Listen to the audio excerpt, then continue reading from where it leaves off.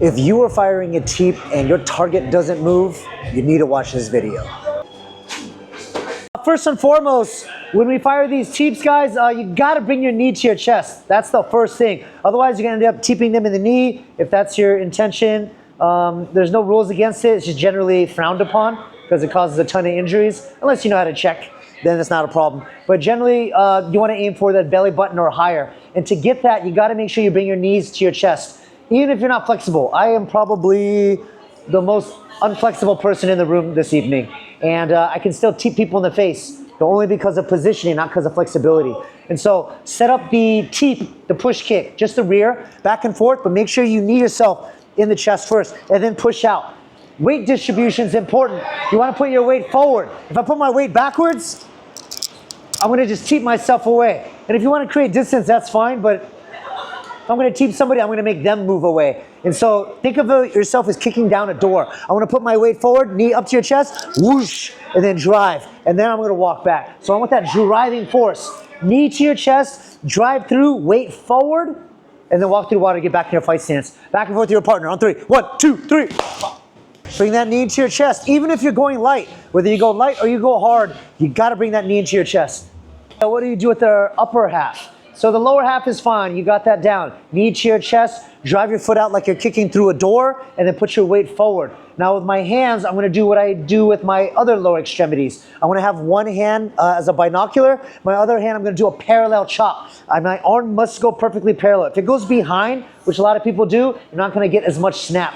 But if you chop this thing in a parallel manner, you'll notice much more speed and much more snappiness. So all of that with the upper body now. Keep your left hand as a binocular or a telescope and parallel chop. I like to stretch my hand out so that my palm remains parallel with my leg. Cool? So as I'm here, yep, boosh, it'll be right there. And the faster I chop that arm, the faster that teep is gonna come. Cool? And we'll work on the lead next. So as I'm here, walk, walk, whoosh, it'll be right there. And you can walk. Cool? Try it with each other. Parallel chop on 3. 1, 2, 3. Now that you got that rear one down, nice and simple, right? With those elements combined, you guys can hit the body, you can hit the thigh, you can hit the head, whatever it is you want. A popular thing that I see a lot of people doing coming back from Thailand recently is doing this teep to the front of the thigh. So they'll come here and just go whoop right there and just try to jam that front leg. You totally can. If you want to be extra mean, definitely you can do the kneecap. I don't recommend it in here. Because it does cause a lot of injuries, especially for those that don't know how to check teeps and kicks and all that stuff. But let's focus on this lead now. So when I fire this lead, there's a few different ways to do it. When I'm closing the distance and I'm too far away, I'm gonna click my heels together. And when I click my heels, I'm gonna bring my knee to my chest so I can close that distance. So if I can't land here, right, I'm gonna click my heels. And as I click my heels, look, boom, now I'm in range again. And what I'll do is, if I wanna get my range back, bang, I replace my foot and I come back and I'm good again. Obviously, the target can move anywhere they want depending, right? And so let's just use this lead teep to close the distance. The second way in which you can close the distance instead of going heel in is I just literally step forward. Bang. It's your choice. You have two ways to close the distance with the lead teep. So I can come here, heel click, bash, come back. Or I can just stepping switch, whoosh.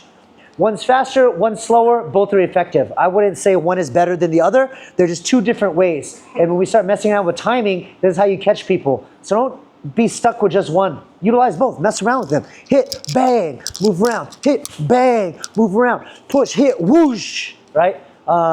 Use those two options indefinitely. On 3, 1, 2, 3.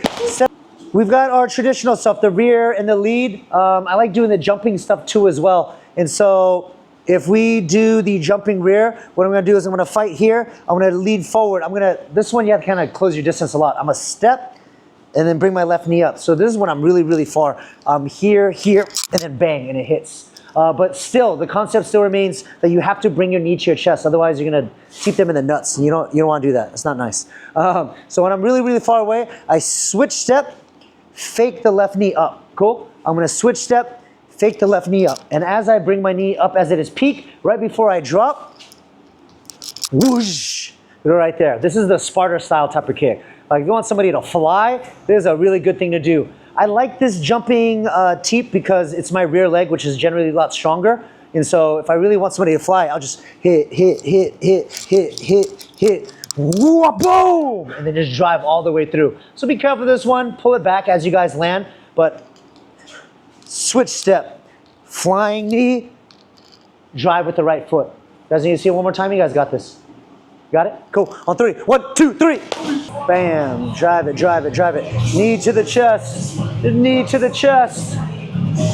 So we worked on that jumping rear teep. Now let's do the jumping lead teep. Now there's different scenarios in which I would use this. And so for this lead teep, I don't have to be as far, but I can do it I can do it the stepping switch. I'm gonna step, I'm gonna fake the right knee as I come up. Whang, it'll be right there. So this is a little bit shorter. If I want to be faster, I'm hitting, I back up a little bit, and it's right there. But if I'm really, really far away, this is when that switching rear or that jumping rear comes in handy. So if I'm a little out of range, I will just jumping lead teep. If I'm very, very out of range, I'll do the jumping rear teep. Right? Does that make sense for the two? Cool. So this one's going to be a lot easier by comparison. All you're going to do is just fake the knee, get up, airborne, bang, and then drive that teep. Much easier, much shorter. But sometimes you want that highlight reel. And we want that highlight reel and you have a lot of distance, you're just running. Whoa, boosh! And this lands to the face, oh my gosh, they might have whiplash. Just like Masvidal versus Aspirin when he ran. Yeah, except he did the knee instead of the teep. But 1 out of 100 times it lands and then you become infamous. So don't do that tonight. On 3, 1, 2, 3. Part of training isn't just learning, but you got to condition too as well. We get you tired inside of here, so you don't get tired outside of here. Communication. You want to pick it up? Tell them. You want to tone it down? Tell them. But use the base of your sparring tonight with using teeps. Whoosh. Good, good, good. I like it. I like it.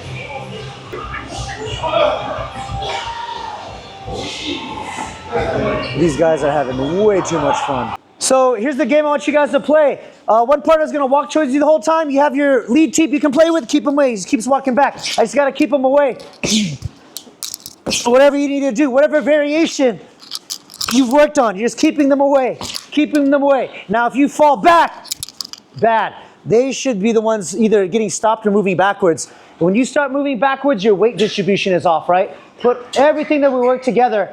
Obviously, it's gonna be a much shorter timeline. You don't have time because they're walking into you, but keep them away. Right leg, left leg. We have 4 variations of teeps. Keep away, go, go, go. Get it, keep them away, keep them away.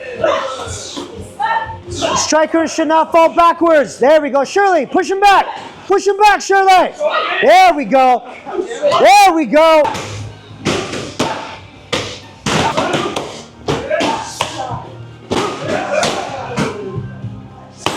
Slam it, slam it, slam it.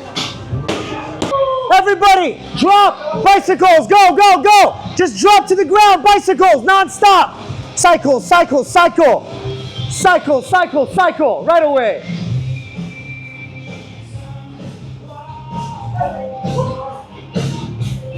Crunches. Good work tonight, guys. Tonight's theme are teeps, right? Rear teeps, lead teeps, jumping rear teeps, jumping lead teeps. I'm very happy to see that everybody implemented teeps into their sparring today. Great. That's what I want to see, so we can make this normal and add to your arsenal. That's how things should be done. I love it. Good pace. Nobody got hurt today. Wonderful class. Feelings got hurt, no problem. Feelings heal, wounds heal. But conditioning, so important, guys. I know you're already dedicating 3 days out of the week to train here, but the more you put in, the more you're gonna get back. Really, like what we did tonight was only a sample of the conditioning you guys should be doing. You know, every now and then I'm gonna throw it in here because I wanna see where you're at. You know, I wanna see where you're at. The cool part about drills like this are it's designed to expend your energy, empty your gas tank. So it doesn't matter how good a shape you're in. What I'm looking for is how quickly you can recover and then keep going when you have no gas left. That's what these drills are made for, you know. But the running, the jump roping, the bag work, the strength and conditioning, the rest and the nutrition, that all helps. That's all supplemental. But for tonight, these drills are designed to show me, can you keep going when you have nothing left? Can you keep going when someone's walking and making you go backwards? Do you have the willpower to drive forward? You know, that's what these drills are for, because we're all in different cardio levels here tonight, but everybody hit the wall because the pressure wouldn't allow you to just coast. There's no coasting these type of drills. But you gotta get that bag work in. You gotta get that road work in. If you guys want homework, so when you're not here and you wanna put that bag work, that pad work, that drilling work in, please feel free. In here, we're drilling and we are sparring. And that's the base of our learning, which you're gonna learn a lot, but conditioning is a whole nother game. It's a whole nother ballpark, right? And if you guys need guidance on that, I can help you with that. That's no problem. It's just, it doesn't make sense in here because we don't have 3 hours to train a night. You know, we got lives outside of here, you know, got other responsibilities and whatnot, you know, and this is not a full-fledged fight camp. Now, if you guys want to make fighting a career, you're going to have 3-hour nights, you know, but we're going to do a lot in a little amount of time. Like the hour that you guys put in here is going to net you so much more learning than anywhere else, because any other gym, and I'm sure, I think a lot of you already witnessed other gyms, you'll train for 3 hours, but you're going to be doing a whole lot of conditioning. Before you even start the class, you're going to jump rope for 30 minutes. You're going to hit the bag on your own for 30 minutes, already 1 hour. That's for you to warm up. And then you go into what we're going in right now. So we skip all the tedious things that you can do on your own. I treat this like a college, so that when you do come in here, we give you the materials and the knowledge so you guys can excel. But it's not enough if you want to excel overall. You got to get that extra time in. You got to find it, and that's the beauty of it. If you're in college, you find the time to get your studies in. So I encourage you, get that bag work in, get that road work in, get that strength work in, the nutrition, all of that. If you guys need a program, I can put a program together for you, no problem. And you can do it any time of day. 24-hour fitness is open 24 hours. LA Fitness is open till 11 p.m. Equinox is open until 10. LA Fitness is, or what is it, Lifetime's open till 10. Outside is never closed. So all these opportunities. And if you needed the push, tonight's that push. If you need the guidance, I can provide you the guidance in the program. There's nothing stopping you from getting better except for you, right? So put in that extra time, just like anything else.